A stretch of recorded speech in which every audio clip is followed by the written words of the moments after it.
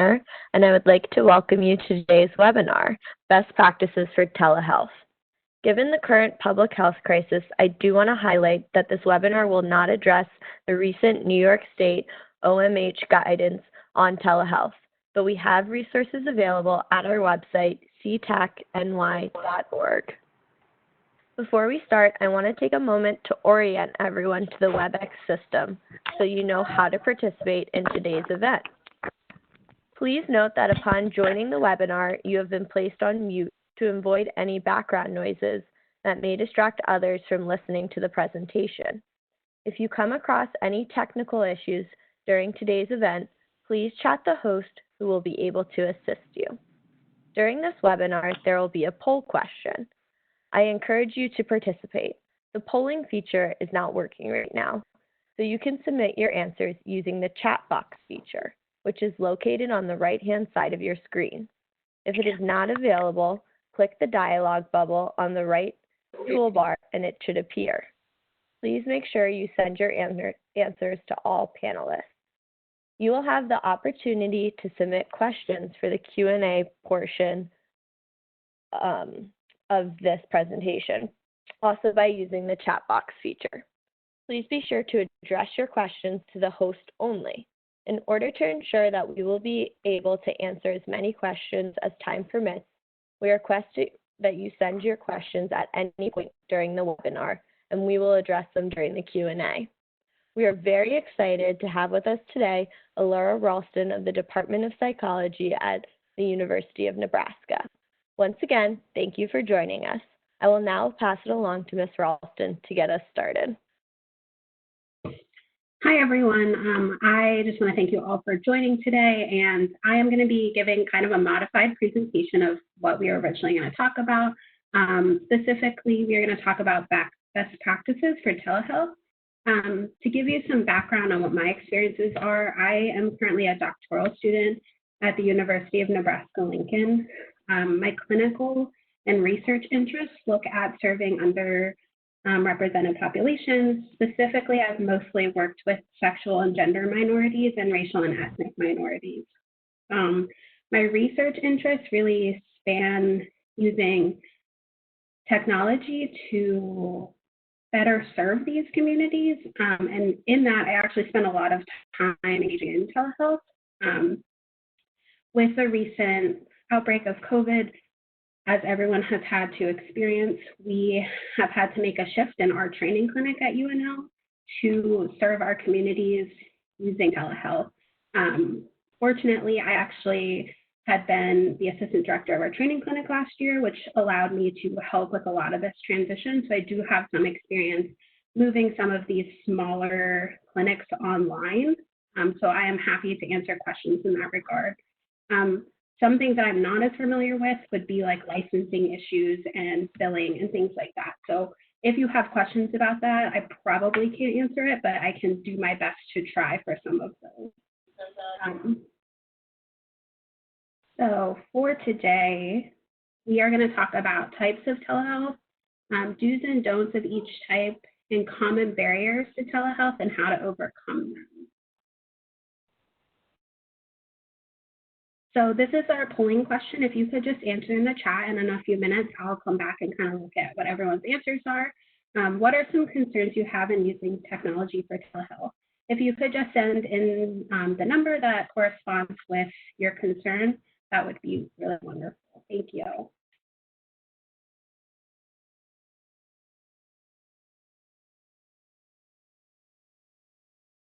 Okay, looks like someone said that they can't hear me very well.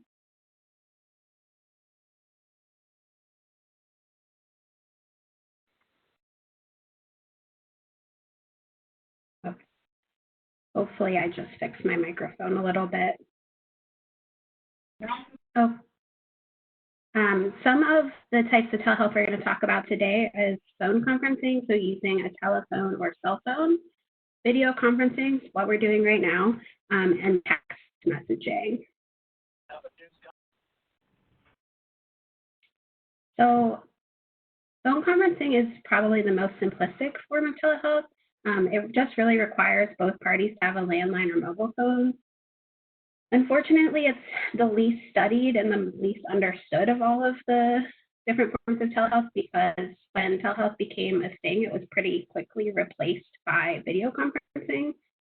Part of that is because it's difficult for both the client and the therapist to read social cues. There's also just a lot of things I think that we know can be lost in translation over phones. So a lot of people don't really use it. It's also really difficult to complete certain elements of treatment. So, for example, I do a lot of work with anxiety disorders. It would be almost impossible to conduct exposure therapy over the phone unless I had done some of that work prior, either by video or in person. But right now, while trying to establish a new norm, phone conferencing can be a better alternative than not providing services at all. Our clinic has been using phone conferencing a lot over the past week. We had originally been using what's called VC, which is an online encrypted platform for video conferencing, but with the influx of needs and people trying to use video conferencing more and more over the past couple of weeks, we have found that that has completely been taken off as a free service. I don't know if that's totally true because I was able to log into it the other day and use it, but it was not working for a little while. So that being said, the past week I have been performing some services via phone for people whose internet connections weren't working very well, or if the VC wasn't working. The nice thing about phone conferencing is that it is now being covered by insurance, which has not always been the case.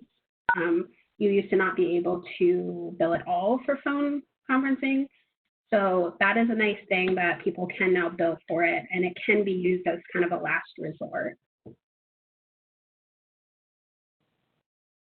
So it looks like a lot of people are saying 3, okay? I'm gonna have to scroll back to remember what 3 is. Participant engagement. Okay, good, we'll be talking a lot about that. So some do's and don'ts of phone conferencing.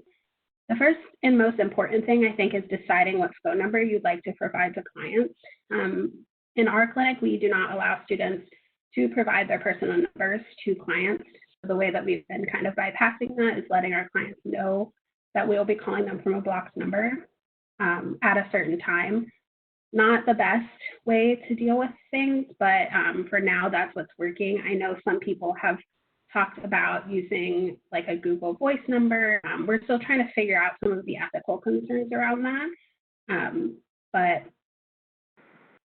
there aren't a lot of best practices for phone conferencing at this point because it's not used that often. But if you are choosing to give out your personal phone, that kind of phone number goes into the don'ts category of don't forget to set boundaries with clients if you provide them with your personal cell phone number. So this would be things like having clear communication with your clients about not calling you when it's for sessions, not texting you, things like that. I do know some clinicians who give out their cell phone numbers and they kind of create this behavioral contract that says, you know, I will only call you during your office hours once a day if I need you.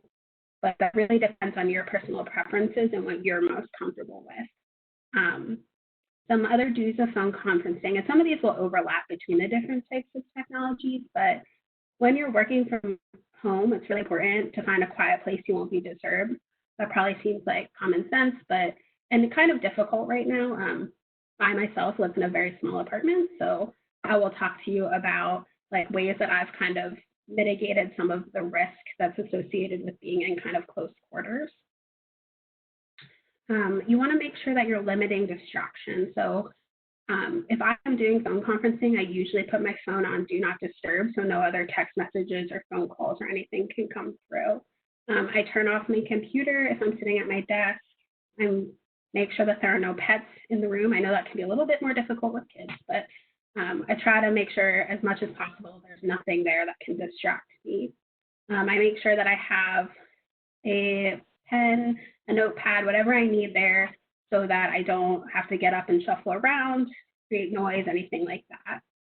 The other thing that I want to kind of point out on is this is a new normal for all of us, and I'm not sure how many of us have done particularly phone conferencing with a client, but just don't forget to be kind to yourself if it feels like conducting therapy by phone doesn't feel the same as in person.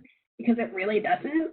It's kind of awkward, and oftentimes what happens is we will provide shorter services to our clients, which may require some billing adjustments if possible, just because you're not having that same back and forth necessarily that you would have if you were in person.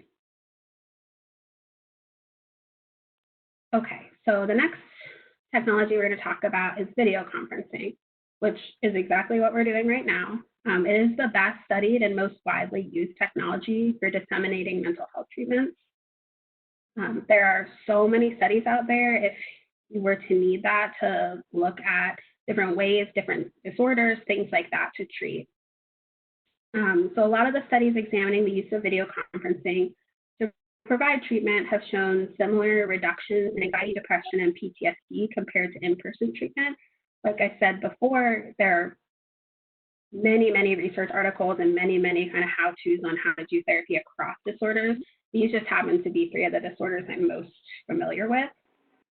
There are very few therapy techniques that cannot be completed via video conferencing.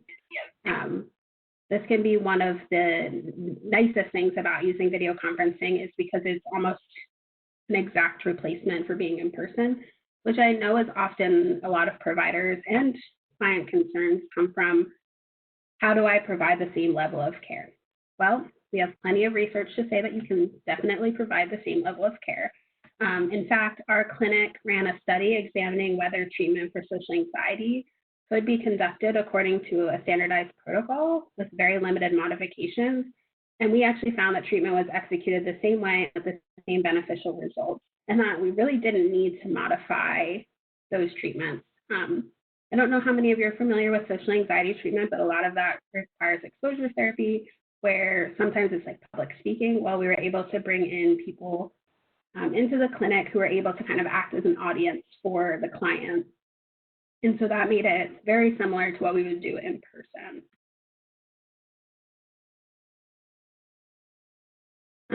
Some things I wanted to talk about were programs for using telehealth via video.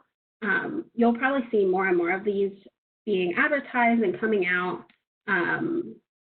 So there are numerous, so many programs that can be used for telehealth. My clinic specifically uses VC. Like I said before, it was free to use. I'm not sure what's kind of going on there right now, but if not, I think it's offered at fairly low cost if it's no longer free. Another popular option is Zoom. I think a lot of people are familiar that from using it from like a business perspective and conducting in-person or online meetings. Both provide encrypted video services and messaging features, which can be incorporated into therapy. So their video services are great. The thing I like to talk about with the messaging features is if there's worksheets or things that you would want the client to be able to visualize during session, but you don't want to just sit there and like hold up a piece of paper or whiteboard or whatever, you're able to send it through that chat.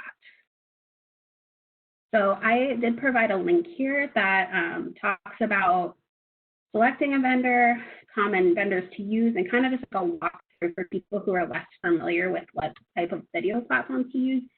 Some of it is from a more like administrative viewpoint, so I would just throw that caveat in there, but I think I found it very helpful in kind of learning about the different technologies, kind of what's the most important things to look for, how it can best be integrated into your services.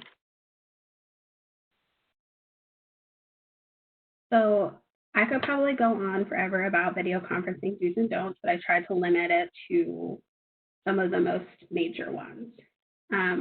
So one of the most important things is to make sure your audio and video work prior to session start time.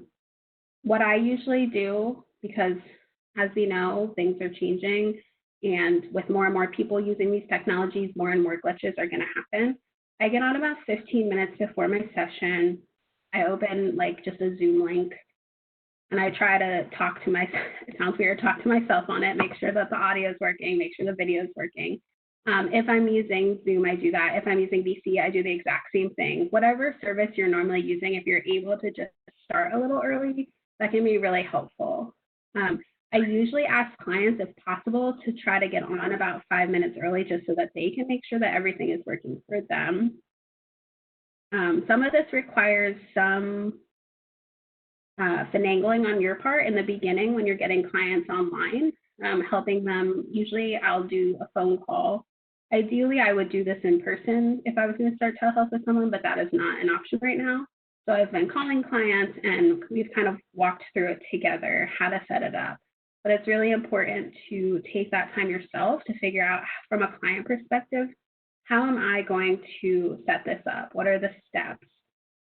I've found it really helpful to write them out for myself, and if possible, to communicate either when I call them to communicate it, or to send them an encrypted email if possible, or mailing instructions, whatever I can do so that they have a set of instructions to follow.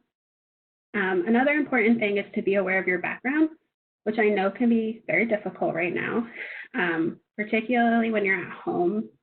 What's behind you? What messages are you sending to your clients? I try to keep things as neat as possible behind me, but as you can probably see, there is stuff behind me that normally I probably wouldn't have in view, but I don't have any option at this point. It's easier to do telehealth from a clinic in that regard because usually it's set up for therapy. The next most important thing is to have a backup plan if video is not working for you or for your client. So this is where something like video conferencing would come into play. You want to make sure that you have a plan of what phone number can you call your client, or how can you get a hold of your client?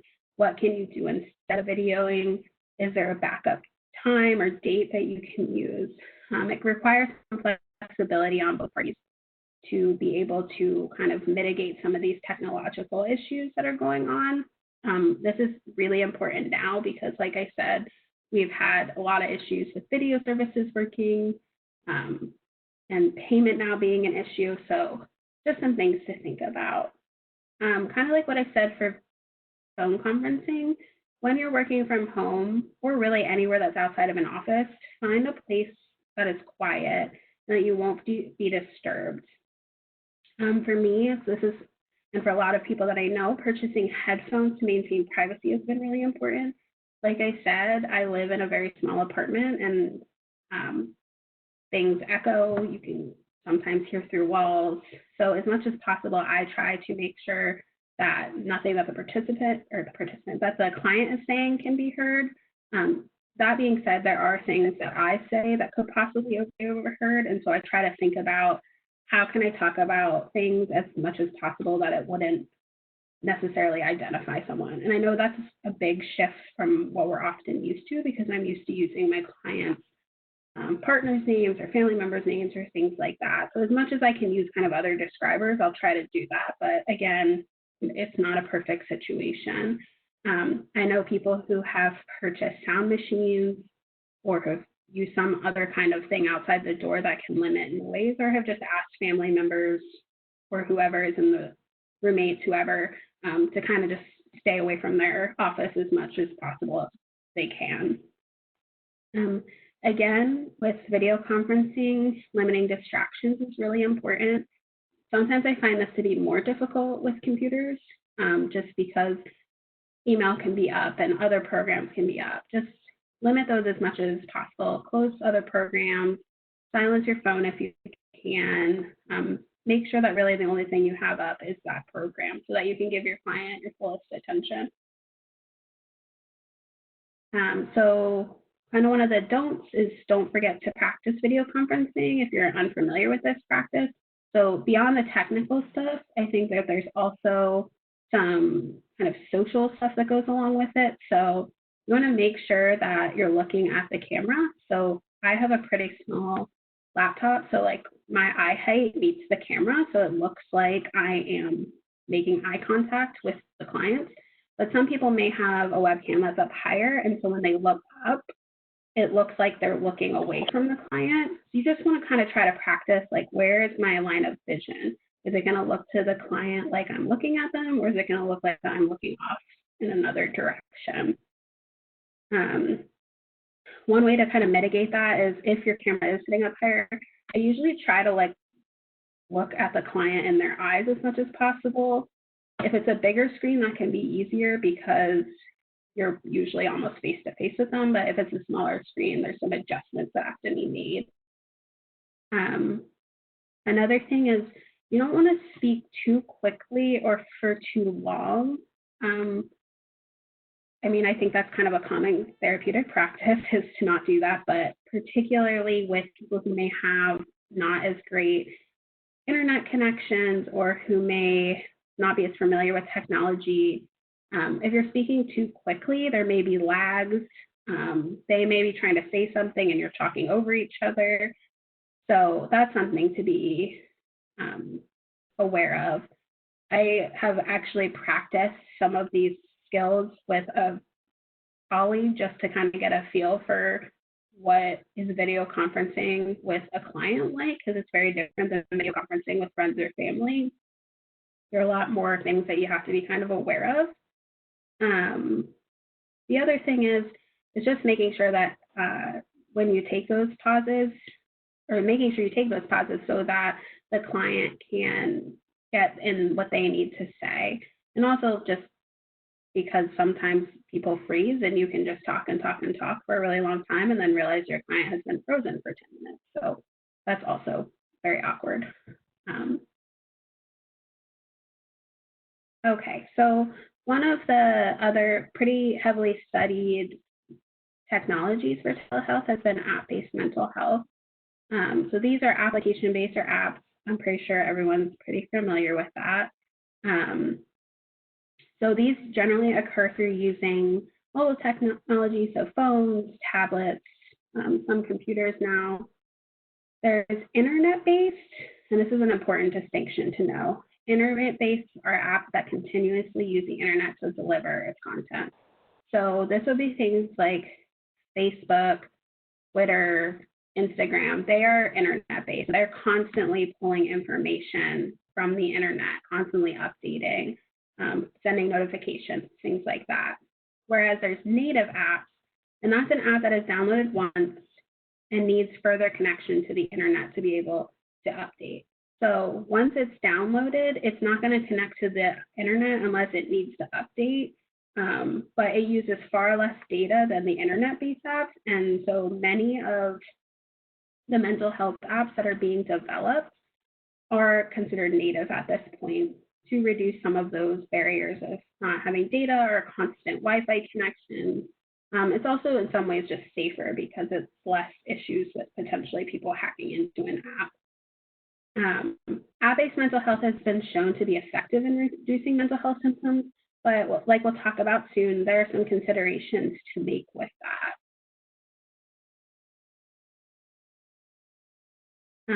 So using apps right now can be really beneficial to meeting clients' needs, particularly if they're unable to engage in weekly therapy due to various barriers. So that could be time, cost, lack of internet data access, so on. Particularly if you have clients who are involved in some of these essential jobs or who are facing some of these time barriers, if they have kids at home now or they're in a place with their partner, it can be helpful if you aren't able to meet with them in person or maybe not able to meet with them as frequently. Apps can be used to supplement therapy. There are some studies that look at just purely using app-based means for therapy, but since that isn't something that's been explored so readily, I know that a lot of people are really hesitant about that. Myself, I'm actually currently, well, it's on pause given everything, but running a study that's looking at people specifically just using an app for depression and anxiety. These are people who live in very rural Nebraska and don't have access to clinicians. So what we have found is that there actually has been a change in depression and anxiety scores over time, whereas they've been reduced. We haven't done the full analyses to know if that is clinically significant and if there are any significant differences based on different demographic variables, but between preliminary analyses and just talking with these participants, we have seen some benefit to using them. Apps are also a nice way to engage clients in aspects of treatment between sessions or after termination to keep skills sharp. So I often have my clients use apps to keep track of different homework. So if I want them to do thought monitoring, there are apps that will allow them to use their phone, which is particularly important for my teen clients because they're the least likely to carry around a piece of paper and keep track of their thoughts, but they often always have their phones. We do have conversations about don't use this during class. That would not be great, but so that's one way to use these apps. They can be used to help prompt clients to engage in behavioral activation. They can be used, there are some exposure-based apps which are really nice. So for clients who maybe have OCD or social anxiety or something like that, it can be really helpful for them to have something that walks them through that exposure experience, including like prompting them to give subjective ratings of distress, prompting them to kind of think about how they were feeling before and after. It can also be really helpful for using like mindfulness-based strategies. There are a lot of apps. People are generally most familiar with the mindfulness-based strategy apps. So that's really great. So there are just many things that apps can be used for to help supplement therapy and help people stay engaged throughout the week between sessions or 3 weeks if they're on that kind of schedule. It's also really great. I encourage my clients all the time to use those apps after termination so that they are able to keep their skills sharp. And we have seen that some of the research has shown that using these apps after termination decreases the likelihood that someone's going to return to therapy as quickly as they might, or in general. Apps generally have some of the lowest risks associated with them, but it is important for providers to research the apps they're suggesting. But often that question is, what should I be looking for? So we're going to talk a little bit about that. So the things that you want to do and look for, you want to look at security features, reviews, and research evidence. So what are the security features of the app? Some of the questions I always ask myself, do the app creators have access to the user's information? So for example, the app that I'm using in the study I was talking about is called Moon Tools. Moon Tools, the only information that the app developers get are country of origin where the app was downloaded, operating system, so whether it's iOS or Android, and they also kind of get some usage details, basically like how many times has it been accessed, how long has it been used. But other than that, they don't get any of the information from inside the app, which is important with this one because some of the information, like I said, is people's thoughts, like it can be scores on the measures that are in there. So personal information that clients may not want other people to see. It's also important for providers to think about, will you be able to have access to this? There are some apps that do allow clients to send that information to their therapist. Is that something you would want? Would you just want your client to show you what they were doing in the app? Go over that in session. It's kind of up to you.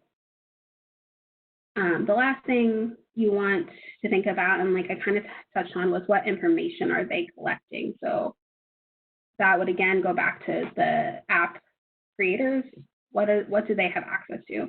And making all of this incredibly clear to your clients is important. I have not, most of my clients have been in kind of the age range of like 15 to 27, and they're pretty confident using technology and have concerns about privacy, but may not have as much concerns as people who are less familiar with technology.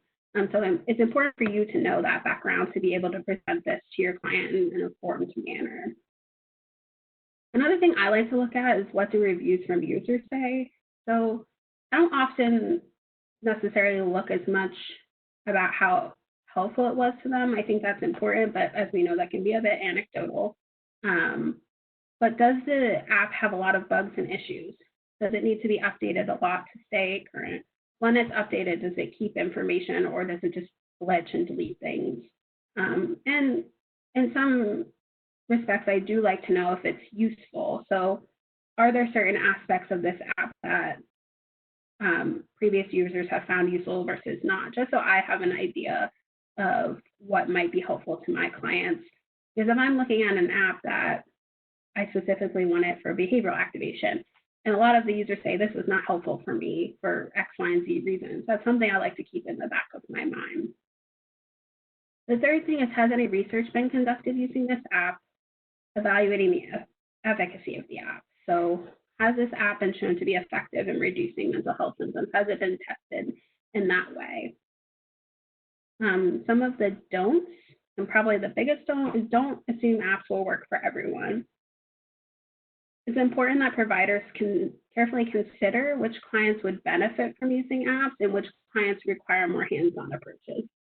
Like I said, there are some clients I see once a month, and between sessions, they use their apps and it works great. And we talk about it when they come in, and that's kind of our plan of attack.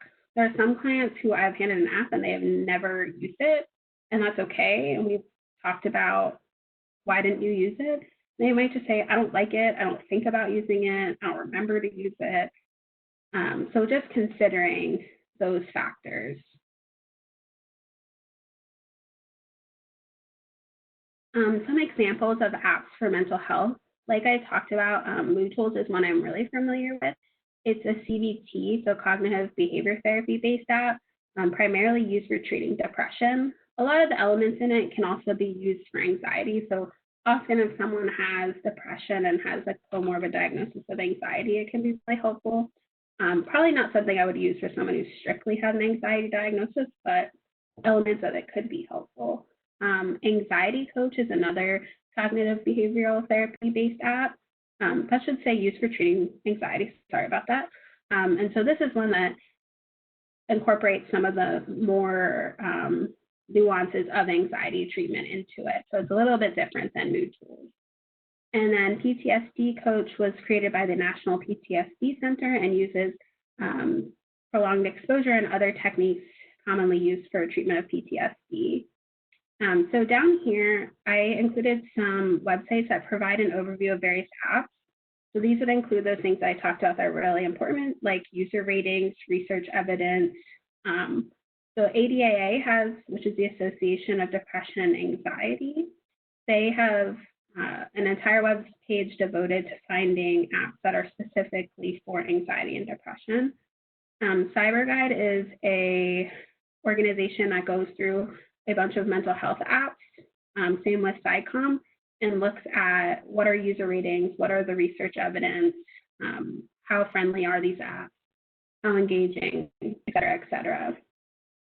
And then the last one is just a list of other apps that have been put out by the VA system. So a lot of these really focus on PTSD, but all really great resources for finding apps that would be useful, and most of them have research evidence associated with them, which I think can be really important. Something that has come up more often is how to communicate with clients. And we're going to shift gears a little bit during this crisis and when many of us are working from home or don't have access to our offices or the equipment that we need. It's one of the most challenging situations to navigate for providers in general, and has become even more complicated with everything going on. So like I said before, some providers are comfortable sending their phone numbers to clients and even texting with clients or emailing clients. And unfortunately, a lot of providers are not using appropriate protocols to ensure HIPAA compliance. So using personal phones to text or personal email addresses with no protections in place, such as encryption. These are things to really be mindful of. I think it's one thing to use your personal phone to make a phone call to a client, which that comes with its own things, like remembering to delete their phone number out of it, deciding if you want them to have your personal number, et cetera, et cetera.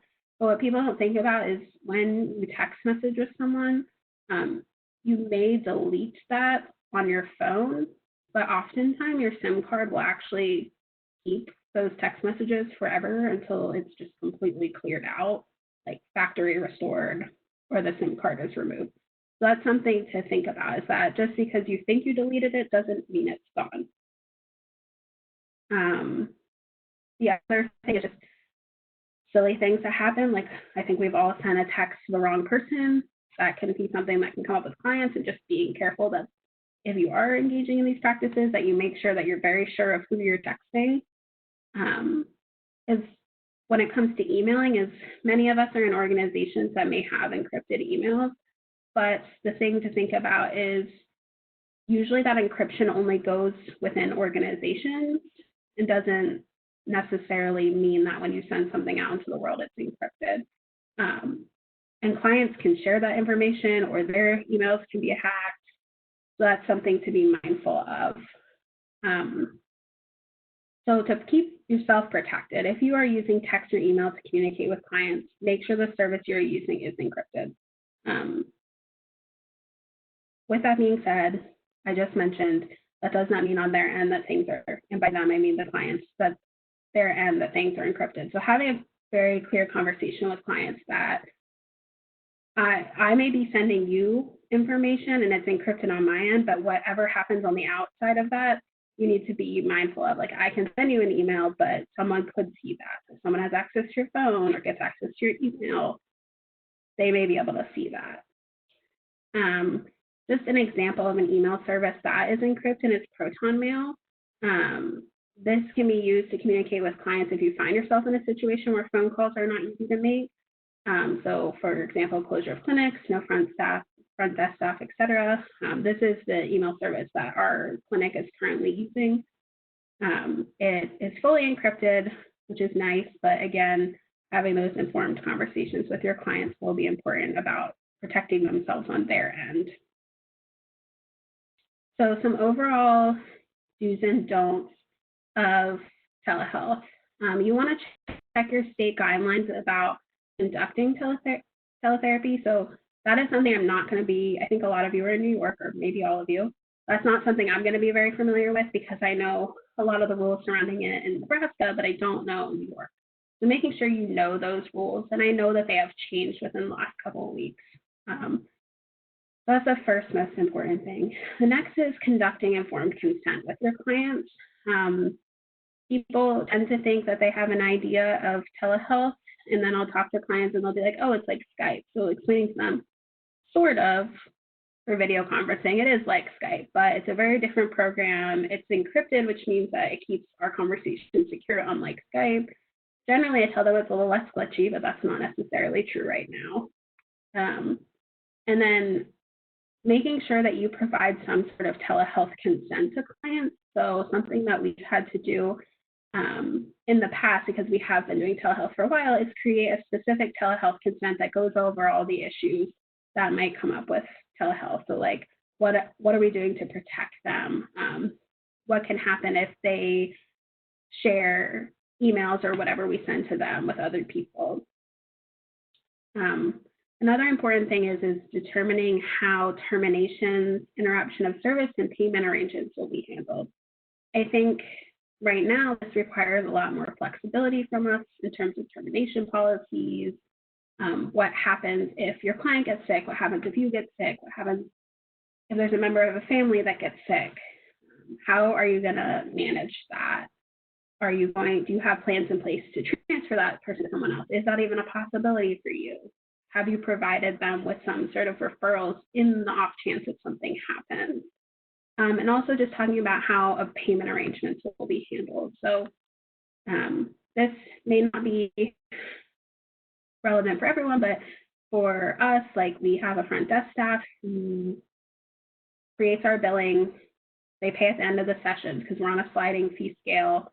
That's kind of like been the easiest way for us to do it. Well, with telehealth, you're not seeing them. So what we've been doing is just sending an invoice at the end of the month. But for people who work with insurance companies, that's going to be handled very differently. So just trying to figure that out. Another important thing is finding a way to securely store client information if you're working remotely. So do you have a locked filing cabinet? Do you have a safe or somewhere that you can keep notes or anything else that you might have about the client? Some people have been using like encrypted flash drives or hard drives, but this again is going to be based on what your organization and or you, as if you're in private practice, have decided is most safe and most practical for you. The last thing, again, is just ensuring you have the proper setup to conduct therapy in private. Some of the overall don'ts that we've kind of talked about is don't use a non-HIPAA compliant platform for teleconferencing. That's a big no-no. Don't use a public space. I'm sure we all know that that's not something we should be doing. Don't use an email service that's not encrypted to communicate about or to clients. So not only just talking to your clients, but also if you're talking to a supervisor or another provider or whoever, making sure that you are using an encrypted service. This last one is the thing that I think a lot of people who have engaged with telehealth have found themselves making mistakes with. Don't leave your video service running at all times. You want to make sure you log out rather than just closing the window, because otherwise clients could just call you. And while I'm hoping most clients would not do that, it has happened. So just making sure that instead of just going up and hitting the little X in the right-hand corner of your video service, you go in under your, it's usually like a little circle or something that you can click on and it will say at the bottom, log out. Very important. So just quickly going over, my original talk was supposed to talk a lot about barriers to using technology. So I wanted to briefly just give an overview of the overall barriers to using telehealth. So some of these can be that telemental health in general reduces or removes the need to travel, which is good for what's going on right now. It's often offered at little to no cost and often covered by insurance. I don't know if the often offered at little to no cost is still going to be true with everything going on, but in general, that's often a really good barrier, or really good mitigation of a barrier that a lot of people experience. Again, ease of access to it, so people don't have to leave their home. They can access quality care without the need to travel. And it can also really help with like increasing connections between mental health services and primary care. We see telehealth used a lot in that way. The last thing is just it reduces stigma. For a lot of people, there's no need for in-person treatment. This is particularly important for people who might be in more rural settings or small communities where being seen going to see a therapist might be really stigmatizing for them. So that's some of the overall barriers that we think technology addresses.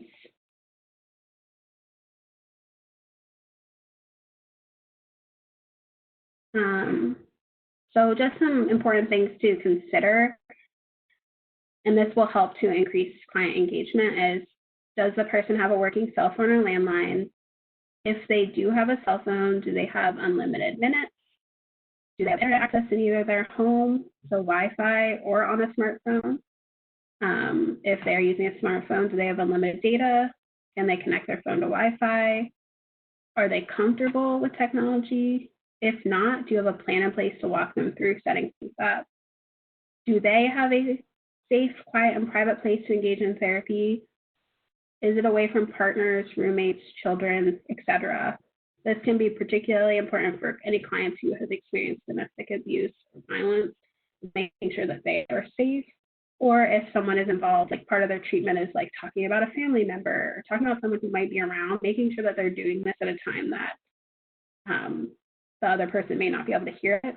Worst case scenario, this might be more difficult right now, is people will go to their cars or another like quiet place, a hallway, anything that they can kind of be by themselves. But again, talking through what is safest for the client with the client. Like I said, thinking about are there topics that might be difficult to discuss with the client if someone were to overhear. And can the client get access to headphones to reduce some of those things? So when discussing telehealth with clients, it's important to assess their readiness and willing to engage in distance therapy.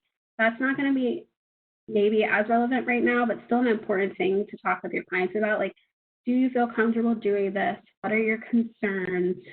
Again, I usually try to do this in person if possible, but right now that may not be or is not an option really. So I'll do it by phone. Like, let's talk through this. This is a somewhat more safe and familiar thing for you. Do you know how to use these types of platforms? Do you have the things that you need to be able to engage in this, etc.? It's also important to know whatever security features are in place for whatever you're using and help to allay any fears that they may have about these security features.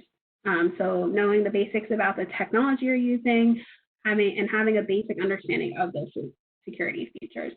Most platforms will provide this for you. You might have to do a little digging, but they're usually pretty great. You can often email them and they will send you kind of their security outline of what is going on. That might be hard to do now with everything, but just making sure you're familiarized with all that. And then finally, like I said before, providing a detailed and informed consent document can also give clients a resource to refer to if they are feeling uncertain. Actually engaging clients in therapy, use the same skills you use to engage them. Once you get them on, use those same skills that you use to engage them in regular therapy with teleconferencing. That's usually, it's the same skills you would use. It's usually getting them to use the technology that's the hardest part. And many of the things we talked about today are the ways in which you're going to be able to reduce those feelings of anxiety about or reluctance about engaging with teleconferencing. For anyone who decides to use apps, weekly check-ins, or more frequently if needed, can be helpful in promoting engagement. It can also be helpful to say to clients, using tele or video conferencing is strange at first, but you're both going to work together to become comfortable with it. I know that some of our students have joked with their clients, this is new for me too, like I haven't done this, so we're going to just figure it out together. And I think that can help some clients. Like I said before, remember to look at the camera when you're talking to clients so it looks like you're engaged in the conversation with them. And just check in with your clients pretty frequently, particularly in the beginning, to make sure that they feel like their needs are being met. And if not, work with them to address any of those barriers to their needs being met. So in conclusion, telehealth is a useful tool in increasing access to care during a crisis and when care is not easily accessible for other reasons.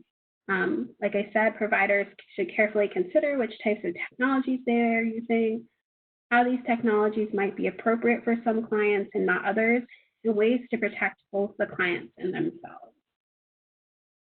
There are some helpful resources on here, particularly related to teletherapy in the time of COVID, response from the American Psychological Associations related to COVID, and then just down here at the bottom is a toolkit for implementing mental health via technology. So at this time, thank you, everyone. I am happy to answer questions. Thank you, Ms. Ralston. So we are going to begin answering the questions submitted during today's presentation. Our first question is, how do we make telephone/video sessions last as long as regular sessions? And how do we allow for the full effects of the visit to remain the same? So this will be kind of tricky at first. Like I said, I did a lot of phone conferencing last week. And honestly, with a couple of my clients, it was only 30 minutes because it was like figuring out is everything going to be set up appropriately when we transition to video, checking in about things going on, how they're feeling about everything going on. So that's kind of like right now, when you're setting people up, you may not be able to make that full 45 minutes. I find it a lot easier to make the full 45, 50 minutes, however long your sessions are, via video conferencing. So I think just recognizing that you want to have the same, like I always go into a session with an agenda and I try to allot the same amount of time, even by video conferencing, that I would in-person sessions.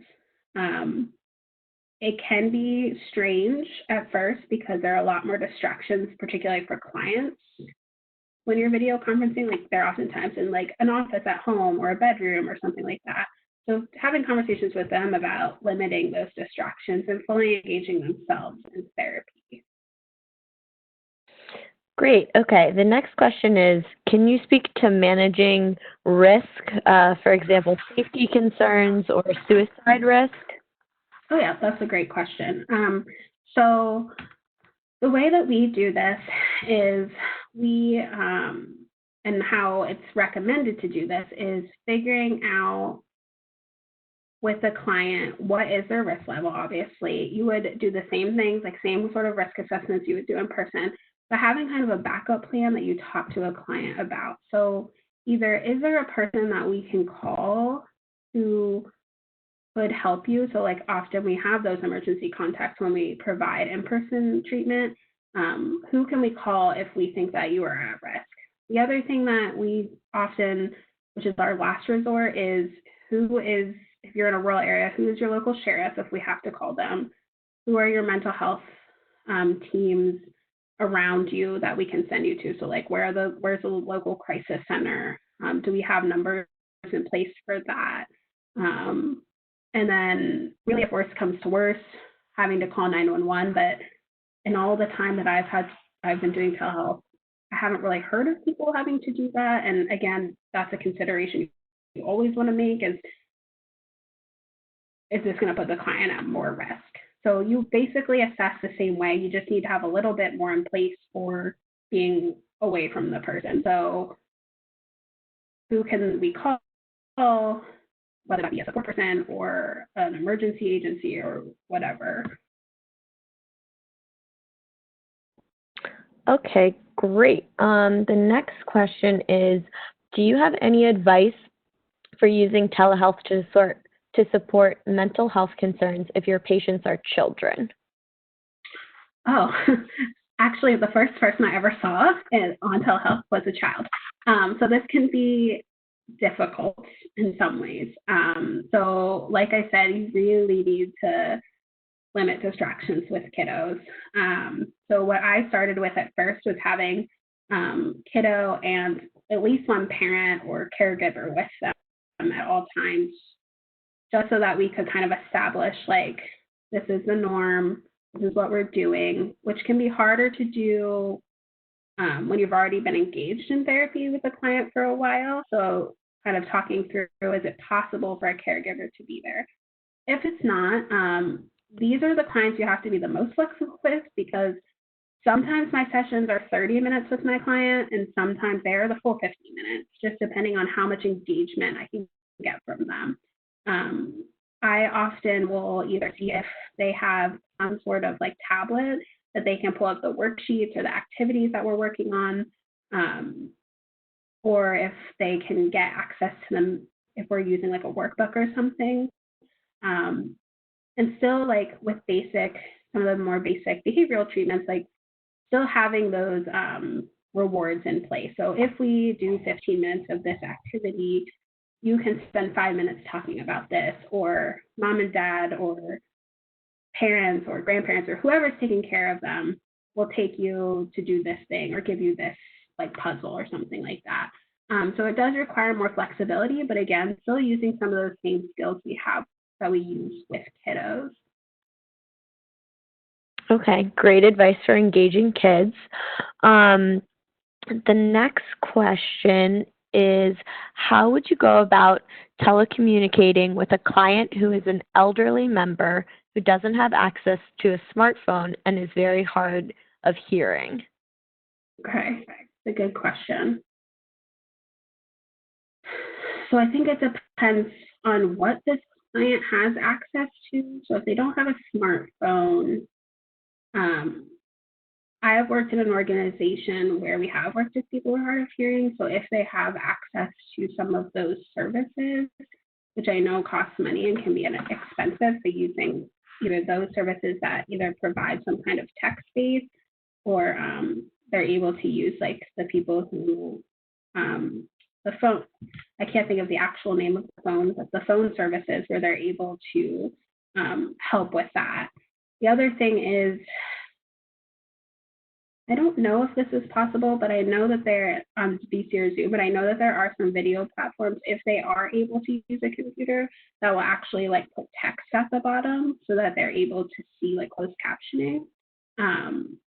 But I think it really depends on what resources that person has. Mm-hmm. Okay, so the next question is, how can you gain a rapport with a client you barely know if you have only met them once in person and now you're trying to work with them via telehealth? Yeah, so I think the first thing is have faith in yourself. It's very much the same. It's very weird for both parties at first because, like anything, like video chatting can be a bit awkward. But just have faith in your clinical skills. Like if you're able to build rapport with someone in person, I promise you can do it via telehealth. And I think it's just remembering to be a bit more flexible. So some clinicians are able to get through 2 sessions and then feel like they're at a good place to engage a client in therapy. Well, recognizing that over video conferencing or telephone or whatever, that may not be as easy, or it may take a few more sessions. And just being honest with clients about like, if there's something that I feel a little uncomfortable with video conferencing, like I have said, like when I was on the phone with a client, I was like, this is kind of an uncharted territory for me. So I really want to work with you, and I want you to be honest with me if there are things about this that seem weird for you, or you feel like we're not connecting, or whatever is going on. So just remembering to be flexible and trust your therapeutic skills, because if, like I said, you can build rapport in person, you can absolutely build rapport via video or phone conferencing. Okay, great. And I just wanted to circle back to the question about engaging with children. I know that a lot of people are asking about play therapy, and I just wanted to mention that a lot of those skills can be translated into video conferencing, and that we have actually done 2 webinars in the past couple months around how to utilize those skills. So if people want to check that out, that would be great. And I think that is all the time we have for questions. Thank you so much, Ms. Ralston. Okay. Thank you, everyone, for attending the webinar. The slides will be up on the CTAC website in the next 2 to 3 days. And I do want to remind you that during this COVID-19 emergency, there are some different rules in place regarding telehealth. Confidentiality is very important, but it's most important to connect with clients and support them in some way. So some of the rules are relaxed right now. Please refer to the OMH website for guidance. We have put that on our CTAC website, and the link is available in these slides. And finally, we invite you to join us for our upcoming events, which can be found on the CTAC website. If you have any other questions, please contact us at ctac.info@nyu.edu. Once you leave today's webinar, you will receive a survey on the presentation, and we would appreciate it if you would complete that and provide your feedback. On behalf of CTAC and our presenter, we thank you for joining us today. Have a great rest of your day.